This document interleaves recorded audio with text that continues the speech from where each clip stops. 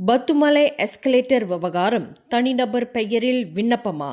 அதிரடியாக நிராகரித்தது ஸ்லாங்கூர் அரசு. பத்துமலை திருத்தலத்தில் நகரும் மின் படிக்கட்டான எஸ்கலேட்டர் அமைப்பதற்காக சமர்ப்பிக்கப்பட்ட நில விண்ணப்பம் அது ஒரு தனி நபரின் பெயரில் இருந்ததால் ஸ்லாங்கூர் அரசாங்கத்தால் நிராகரிக்கப்பட்டது என்று இன்று தெளிவுபடுத்தப்பட்டுள்ளது.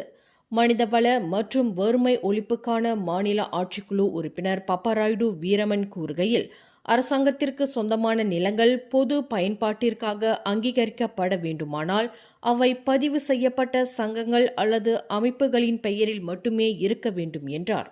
அவர் மேலும் கூறுகையில், இந்த விண்ணப்பம் கடந்த ஆண்டு பிப்ரவரி மாதம் ஒரு தனி நபரின் பெயரில் சமர்ப்பிக்கப்பட்டது.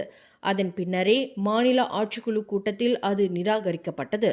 பொது பயன்பாட்டிற்கான அரசாங்க நிலங்களை தனிநபரின் பெயரில் பயன்படுத்த மாநில அரசு அனுமதிப்பதில்லை என்பதால் இந்த முடிவு எடுக்கப்பட்டது என்று இன்று வியாழக்கிழமை நடைபெற்ற செய்தியாளர் கூட்டத்தில் பப்பராயுடு தெரிவித்தார்.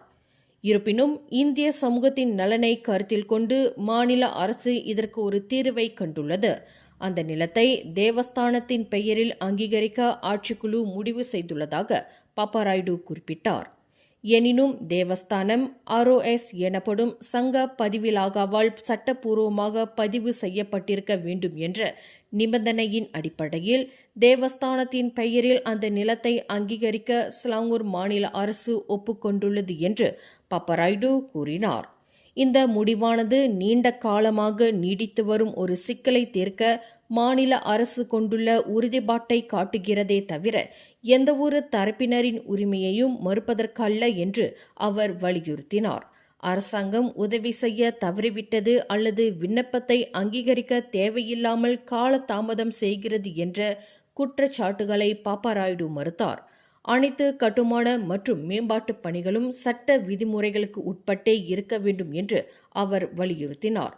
புதிய கட்டுமானங்கள் எதுவாக இருந்தாலும் அதற்கு திட்டமிடல் அனுமதி, கட்டிட வரைபட அனுமதி மற்றும் நில நிபந்தனை மாற்றம் உள்ளிட்ட தொழில்நுட்ப நிபந்தனைகளை முறையாக பின்பற்ற வேண்டும் என்று அவர் மேலும் கூறினார். சட்டத்தை மீறுவதை மாநில அரசு ஒருபோதும் பொறுத்து கொள்ளாது என்றும் சம்பந்தப்பட்ட தரப்பினர் யாராக இருந்தாலும் அவர்கள் மீது கடுமையான நடவடிக்கை எடுக்கப்படும் என்றும் பப்பராயுடு எச்சரித்தார். மேலும் செய்திகளை தெரிந்து கொள்ள கீழே இருக்கும் பெல் பட்டனை அழுத்துங்கள்.